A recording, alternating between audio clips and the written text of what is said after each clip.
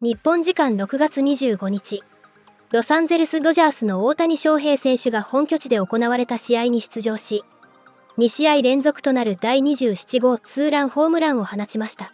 これにより、大谷選手は日本プロ野球、NPB とメジャーリーグ、MLB を通じて通算300本塁打の記録に到達しました。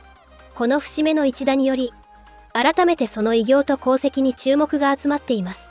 こうした中、アメリカのスポーツ界でも著名なスポーツキャスターであり、元 ESPN 記者でもあるリッチ・アイゼン氏が、自身の冠番組、ザ・リッチ・アイゼンショー内で、もし大谷翔平が現時点で引退したとして、彼は殿堂入りにふさわしいのかというテーマを取り上げ、番組内で熱い議論を展開しました。番組では、大谷選手のキャリア年数の短さや通算安打数の少なさが一部の出演者から指摘されたものの、アイゼン氏はそうした数字にとらわれず、大谷選手が野球界に与えたインパクトや国際的な影響力、観客を引きつける魅力、そして誰とも比較できない二刀流の実績を高く評価。彼が野球の歴史において唯一無二の存在であることは疑いようがない。と力強く語りました。また、別の出演者も、彼の名前がグラウンドに響くと、まるで世界中の時計が正午の鐘を鳴らすように注目が集まる。と表現し、その知名度と影響力の大きさを称賛。たとえプレー年数が少なかったとしても、その間に達成した内容がいかに価値あるものかという観点から、殿堂入りにふさわしいとする意見が多数を占めました。この大谷に関する議論の内容を日本語字幕付きでご紹介します。Shohei Otani, if he did not play another game, is he a Hall of Famer? He has 252 home runs, which is tied for 248th all time.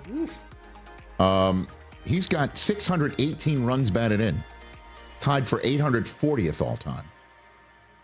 That's as many runs batted in career as Candy Maldonado.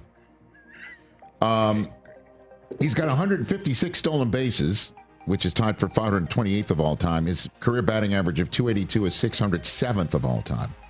He is the only member of the 50 home run, 50 stolen base club, and the manner in which he did it is the stuff of legends in one single game. I think he did it with 6 home runs and 7 stolen bases in that one game in Miami. Not too far off, by the way. The Dodgers' all-time single-season home run leader with 54. Only player in Major League Baseball history with 10 or more pitching wins and 30 or more home runs in a single season. Ah, yes, he pitches too. When he doesn't blow his arm out. Fastest player to have a 40-40 game, a 40-40 season. He did it in just 129 games. He's now a World Series champion. He's the MVP of the American League twice, and now a one-time National League Most Valuable Player. 4-time All-Star Rookie of the Year, Shohei Otani, if he doesn't play another game. Hall of Famer, yes or no? Chris, I'll let you go first. I actually think this is an easier answer than Aaron Judge. Resounding no. Ooh, that's tough. Really? Wow. Yeah, he has individual accolades, sure, but again, shorter career than Aaron Judge at this point. Yes. Doesn't even have 1,000 career hits. If you combine his pitching WAR with his batting WAR, it's 62, which is still awfully low for Hall of Fame metrics. Usually you need to be around 75 or so. And think about it. He was the best player, arguably, on an Angels team with another potential Hall of Famer. Oh, boy. And they couldn't even make the playoffs. He had to join a super team to look finally at that. win a World Series. So he gets We're docked getting for sizzling. that. We're getting sizzling He now. gets docked for that. We're This is getting an real sizzling. easy no for Shohei Otani. I'll go next, and then you can break the tie. Because he's absolutely a Hall of Famer. Okay. Like I if he doesn't. Are you play, just going to put everybody in? Because that's not going to No. make this segment very fun. No, no, Okay. no. We're just getting started, dude. Like, how could you? Really, could 6 you- minutes into this Well, you're bit. 2 for 2. Just say the fact that I'm 2 for 2. That's the way it's going to be the entire time. I don't know. We do this. Okay. But yes, I'm gonna be more lenient than you. I think you're gonna be far in one direction. I might be far in another direction, and then hopefully TJ will land somewhere in the middle, which I think is maybe on brand for this entire program. It's perfect. But right, It's how we do here. you cannot tell the story of Major League Baseball without this guy who comes from Japan. You can't and tell the absolutely story of the does last something that couple we haven't, seasons. that we haven't seen in 100 years. That we haven't seen. And he is a guy that you pay to see.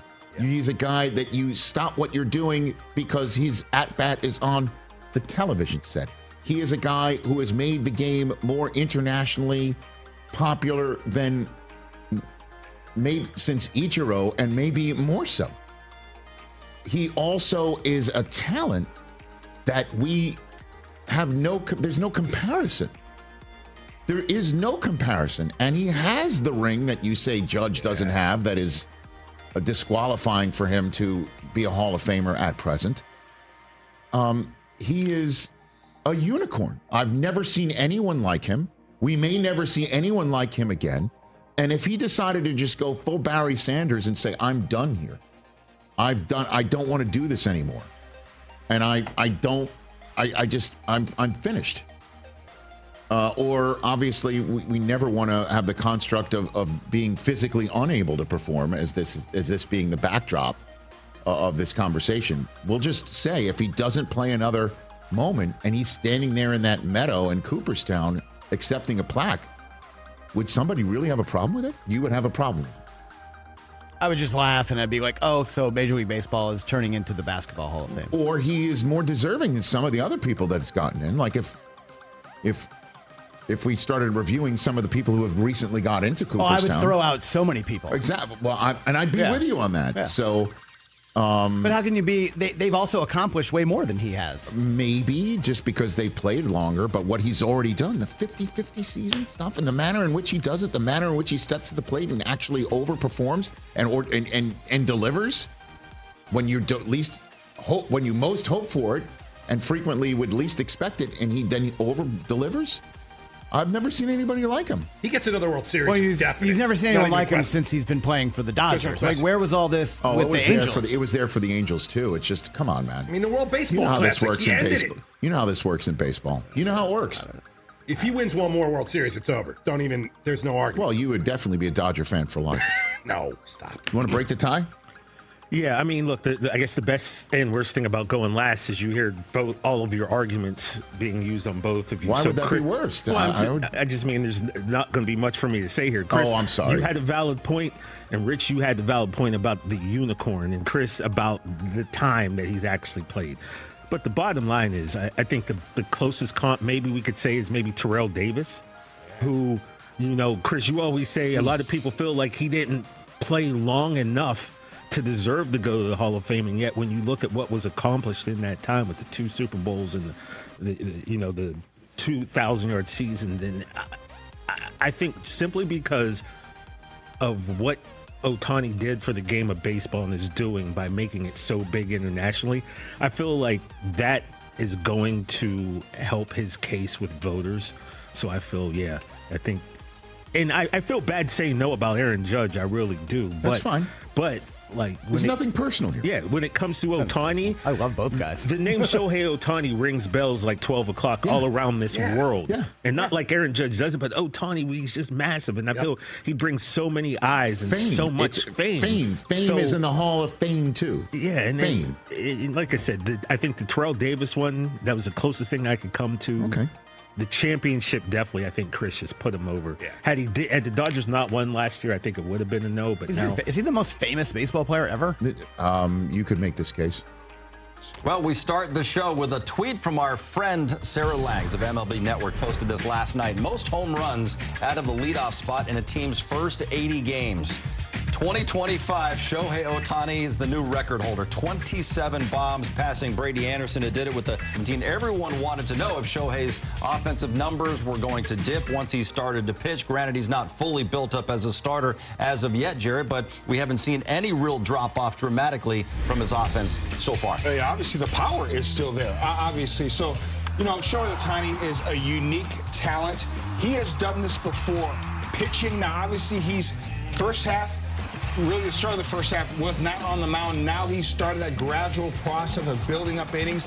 I thought it'd be more tiresome for him pitching in those sim games in the day around 2 or 3 o'clock and then being the leadoff hitter at night.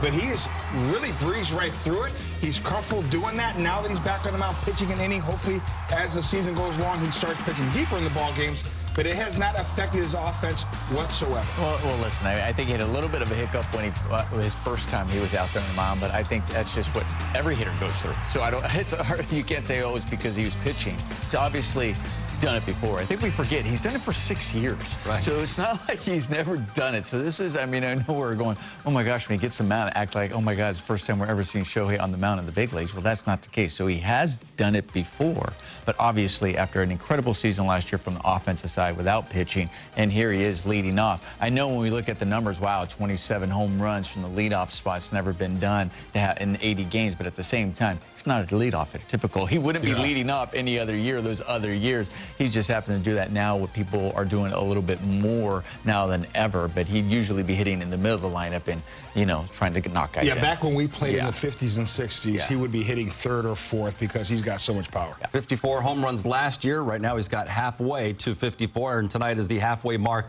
of the 2025 schedule.